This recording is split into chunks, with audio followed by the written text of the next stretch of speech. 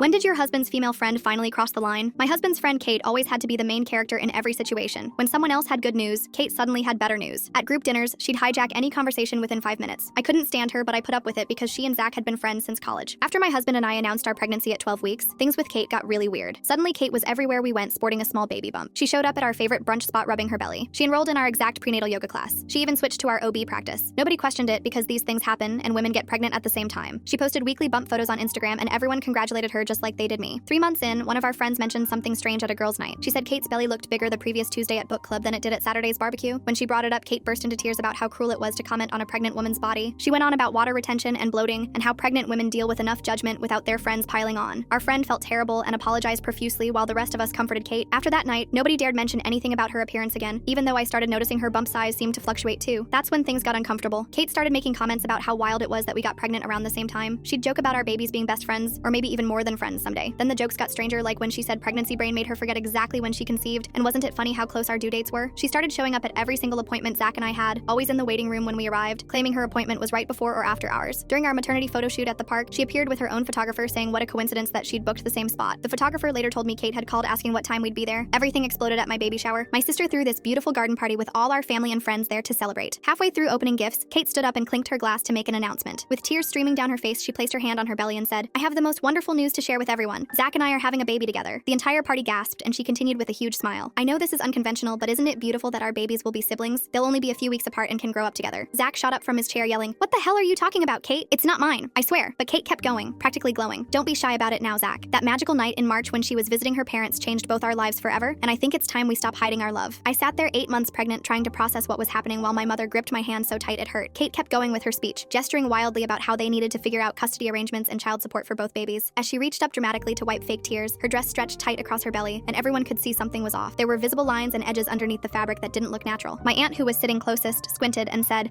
Is your stomach making a corner?" Loud enough for everyone to hear. Kate frantically smoothed down her dress, but when she spun around to leave, she tripped over a gift bag and fell hard onto the grass. The impact made her entire fake belly shift sideways under the dress, creating this grotesque lump on her hip. As she struggled to get up, the prosthetic had rotated so much that everyone could see the square edge pressing against the fabric, and when she moved, you could literally hear it creaking like plastic. The party erupted into chaos. Kate tried to scramble up, but with the fake belly now sitting on her hip like a tumor, she couldn't get her balance. She kept ugly crying about how she loved Zach and deserved to have his baby too, while desperately trying to rotate the prosthetic back into place through her dress. Every time she moved, the plastic creaked and clicked. Security from the venue had to escort her out while she screamed that we'd all regret not believing her and that Zach would come to his senses once both babies were born. Within days, everyone in our social circle knew what had happened, and someone found her Amazon purchase history showing she'd bought 6 different sized pregnancy bellies over the past 5 months.